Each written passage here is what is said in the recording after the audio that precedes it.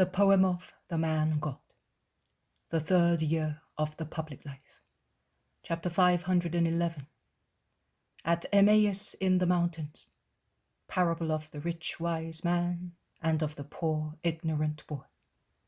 14th of October, 1946. The square in Emmaus is crowded with people. It is really packed. And in the middle of the square there is Jesus, who is moving with difficulty. So much is he surrounded and pressed by those who are besieging him.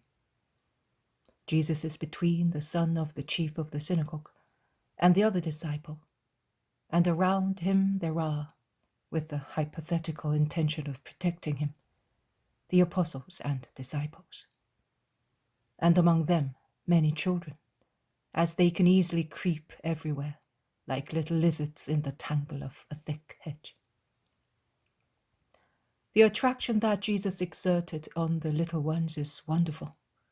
Wherever he went, whether he was known or unknown, he was at once surrounded by children, happy to cling to his garments, even happier when his hand touched them lightly with a loving caress, even if at the same time he said grave things to adults. Most happy if he sat down on a seat, on a little wall or stone, or fallen trunk of a tree on the grass. In that case, as they had him at their own height, they were able to embrace him, rest their little heads on his shoulder or knees, creep under his mantle and thus find themselves in his arms, like chicks that had found the most loving and protective defense. And Jesus always defends them from the arrogance of adults, from their imperfect respect for him, as although imperfect for so many graver reasons, it pretended to be zealous by driving away the little ones from the Master. Even now, the usual sentence of Jesus can be heard in defense of his little friends. "Leave them alone. Oh, they do not disturb me. It is not children who cause trouble and grief." Jesus bends over them with a bright smile that makes him young, so that he almost looks like their older brother, a kind accomplice in some of their innocent amusements. And he whispers, "Be good and quiet, so they will not send you away, and we shall be able to be together a little longer." "And you will tell us a nice parable?" asks the boldest one. "Yes, one all for you. Then I will speak to your relatives. Listen, everybody. What is useful to the little ones is useful also to men.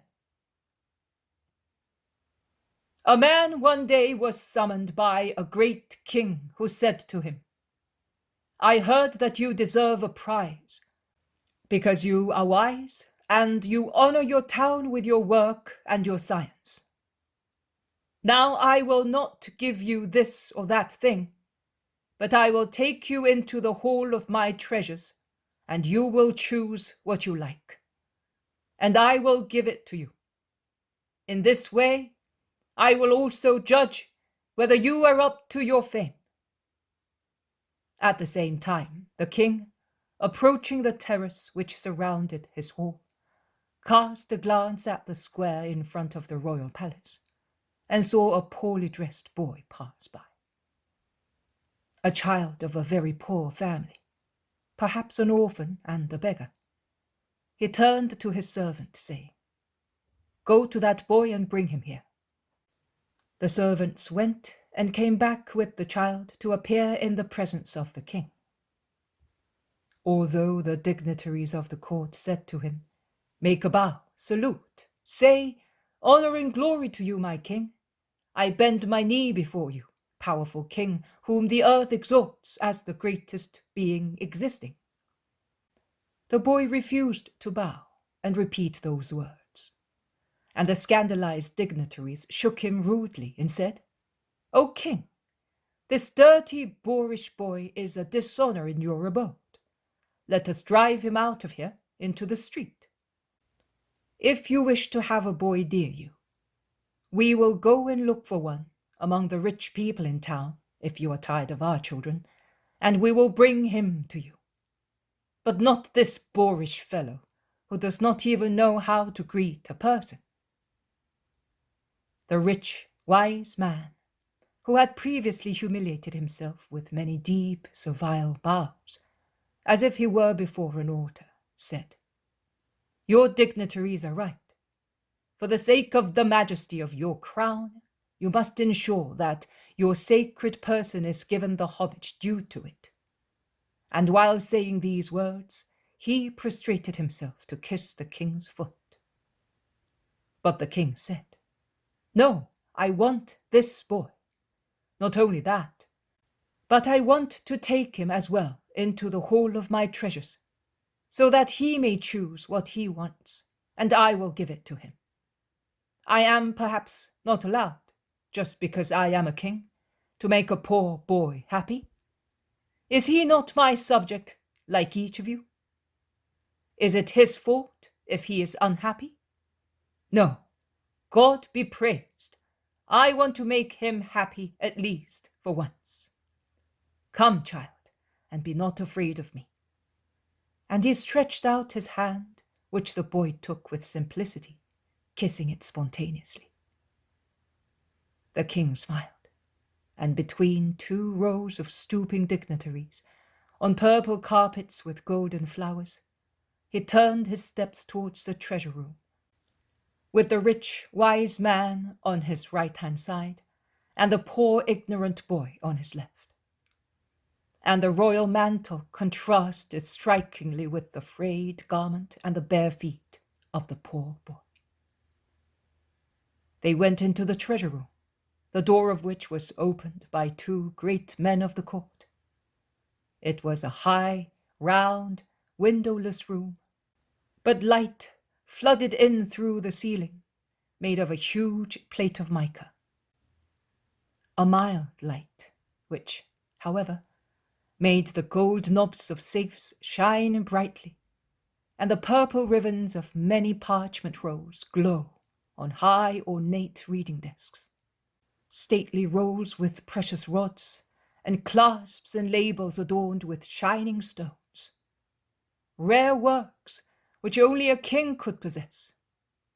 And, ignored on a grim, dark, low desk, a small parchment, rolled on a white piece of wood, tied with a rustic thread, as dusty as a neglected thing. The king said, pointing at the walls, "Here are all the treasures of the earth, and others which are even greater than earthly treasures, because here are all the works of human genius, and there are also works coming from superhuman sources. Go and take whatever you wish." And he stood in the middle of the room with folded arms, watching. The rich, wise man went first towards the safes and lifted their covers with more and more feverish anxiety. Gold bars and jewels, silver, pearls, sapphires, rubies, emeralds, opals, were shining in all the coffers. Cries of admiration were heard as each one was opened. He then went to the reading desks, and when reading the titles, his lips uttered new cries of admiration. And at last, the man, highly enthusiastic, turned to the king and said, "You have an incomparable treasure. The stones equal the value of the rolls, and the rolls of the stones. Can I really make my choice freely? I told you, as if everything belonged to you." The man threw himself with his face on the ground, saying, "I worship you, O great king." And he got up and ran first to the coffers, then to the desks, taking from both the best things he saw.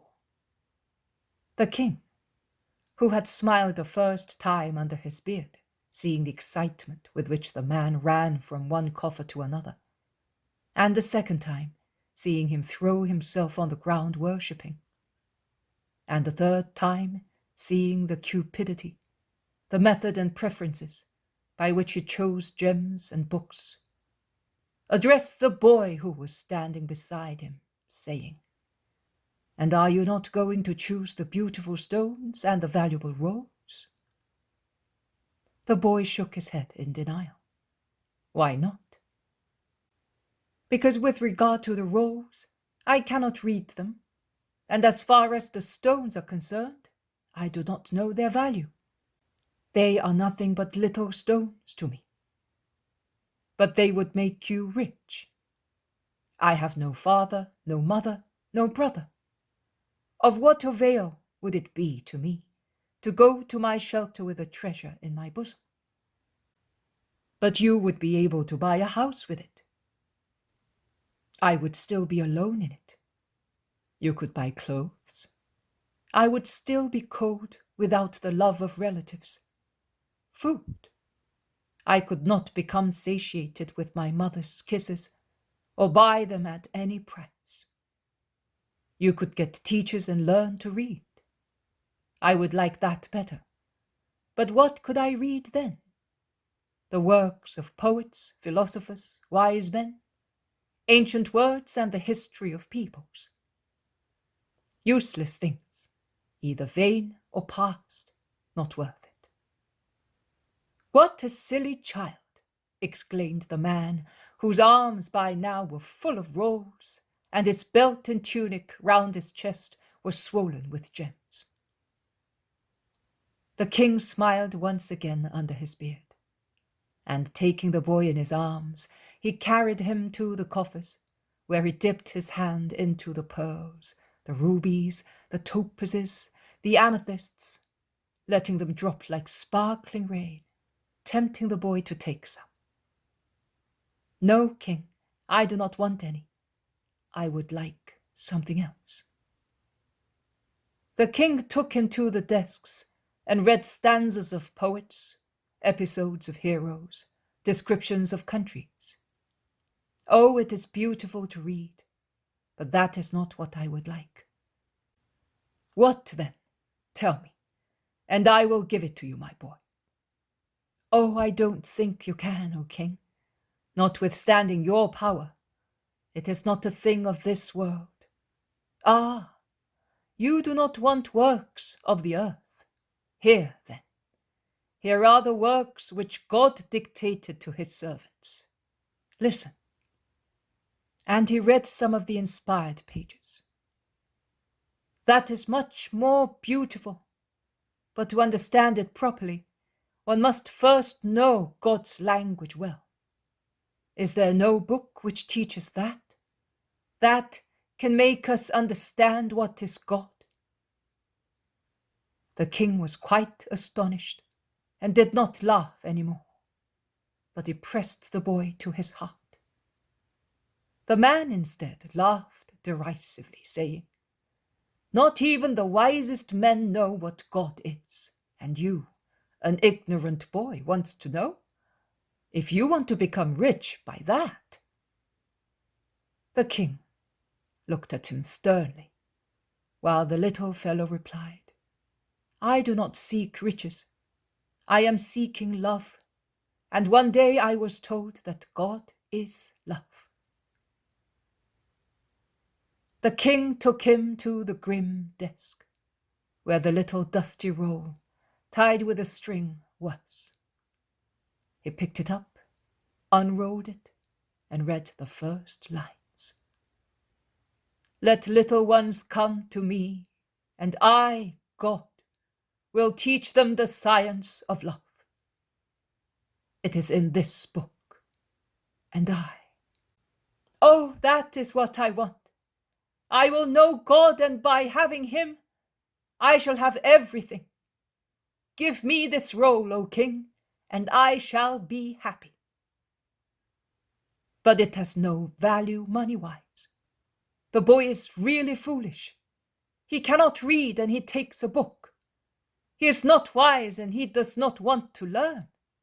He is poor, and he does not take treasures. I will strive to possess love, and this book will teach me. May you be blessed, O king, because you are giving me something which will no longer make me feel a poor orphan. At least worship him as I did, if you think that you have become so happy through him.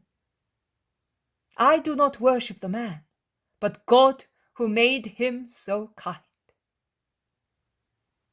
This boy is the true wise person in my kingdom, O man, whereas you have usurped the reputation of being wise.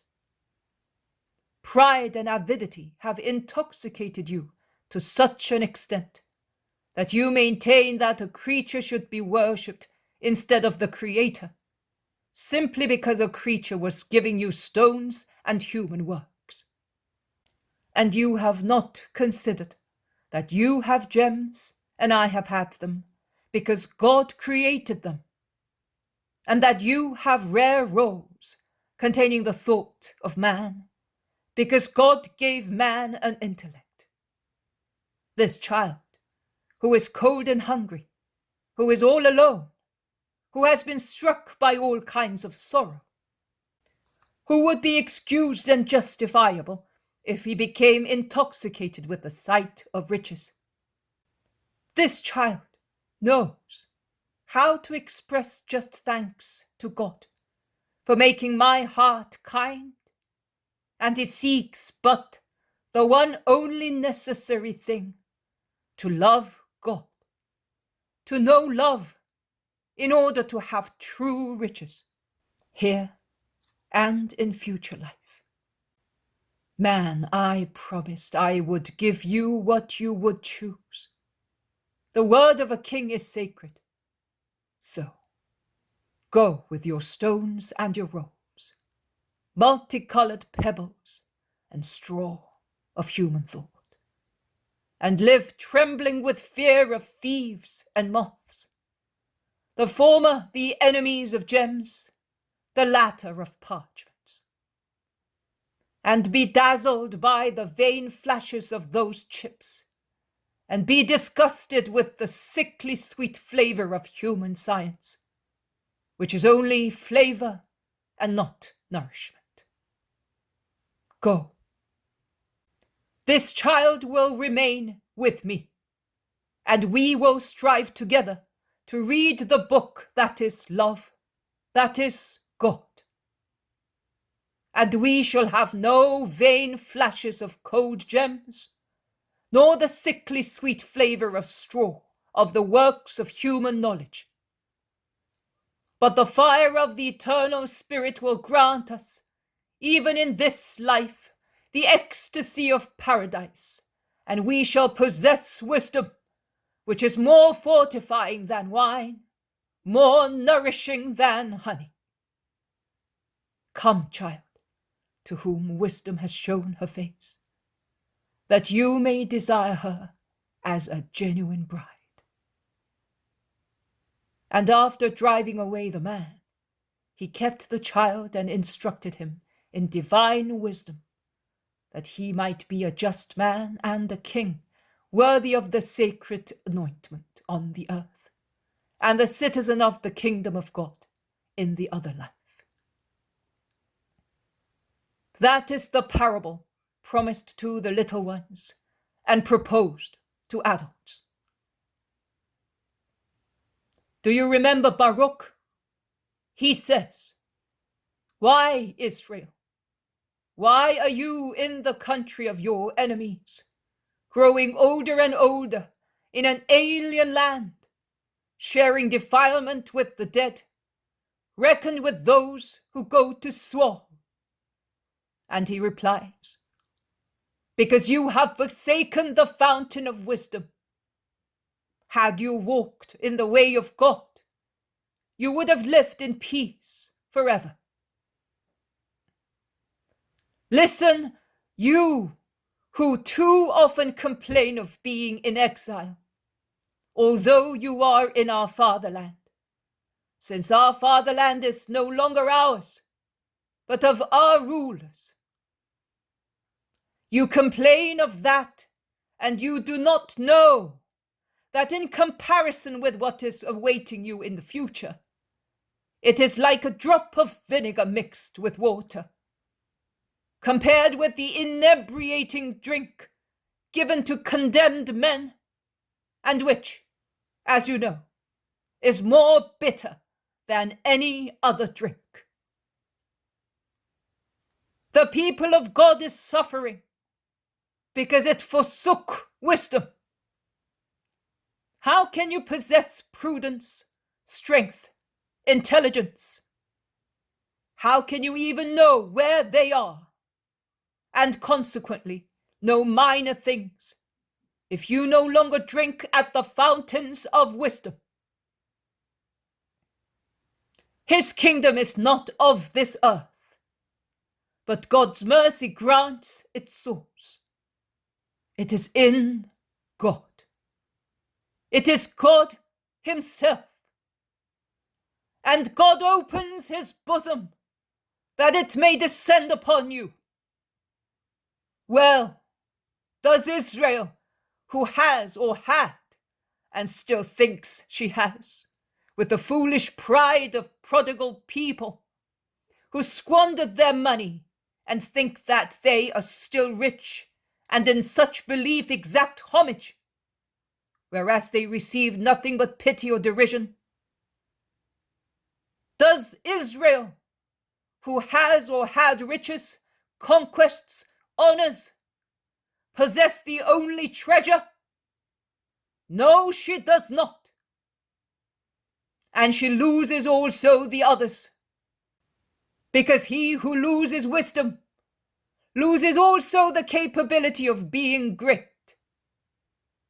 And he who does not know wisdom falls from one error into another.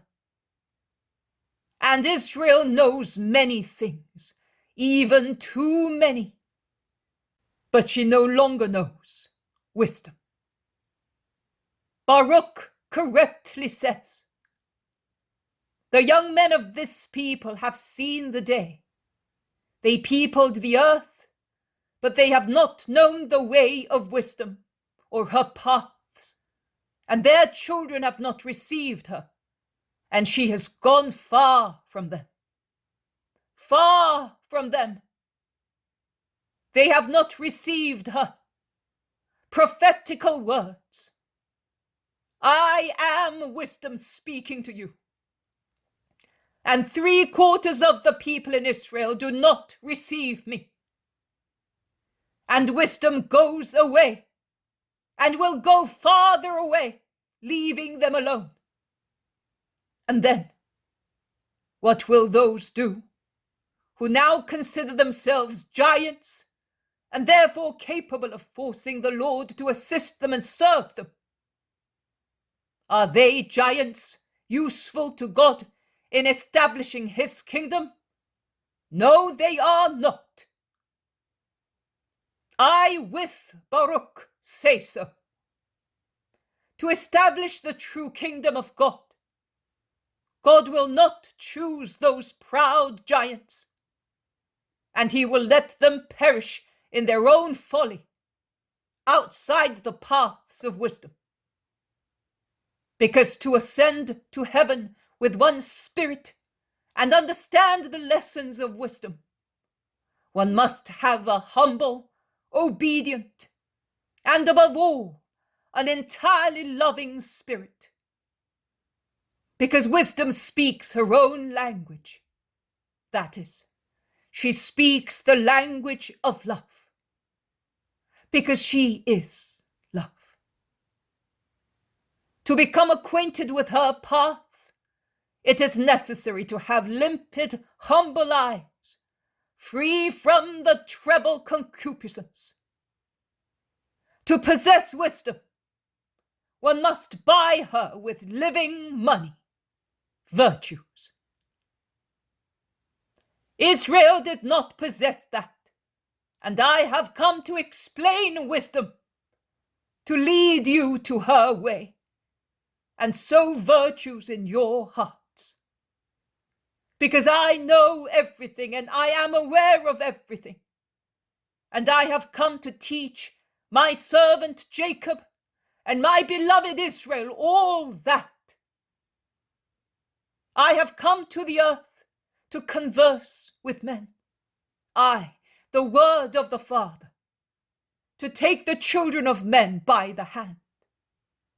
I, the Son of God and of man.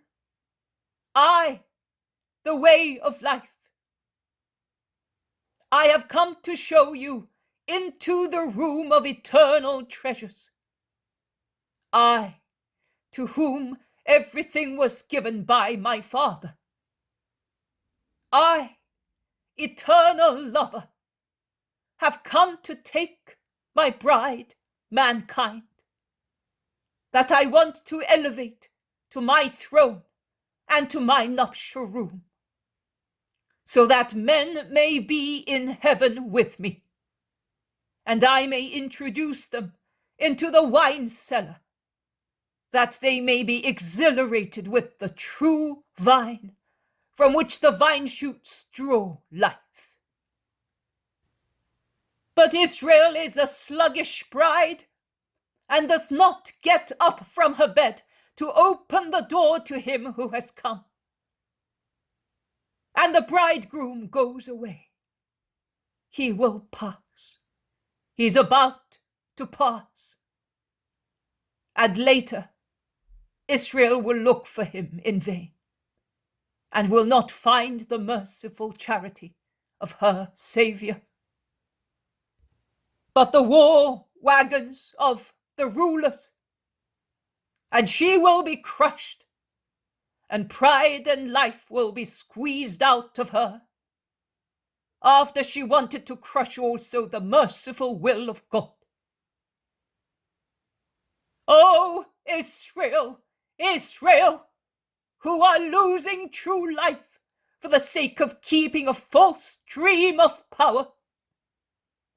Oh, Israel, who think that you are saving yourself and want to save yourself with different means than those of wisdom. And you are getting lost by selling yourself to falsehood and crime. Shipwrecked Israel, who will not clutch at the solid rope thrown to rescue you, whereas you cling to the wreckage of your shattered past, and the storm carries you away to the open sea, a frightful, lightless sea, O Israel. What is the good of saving your life or presuming to save it for 1 hour, 1 year, for 10, 20, 30 years, at the cost of a crime, and then perish forever? What is life, glory, power? A bubble of dirty water on the surface of a pond, used by laundrymen. An iridescent bubble, not because it is made of gems, but because it consists of greasy dirt that with potash swells into empty bubbles, destined to burst, leaving no trace, except a circle on the water, foul with human sweat. One thing only is necessary, O Israel, to possess wisdom, even at the cost of one's life, because life is not the most precious thing. It is better to lose 100 lives than lose one's soul.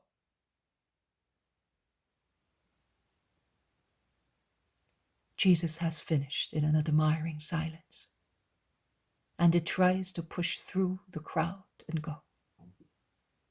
But the children claim his kisses, and adults his blessing. Only then, after taking leave of Cleopas and Hermas of Emmaus, he can depart.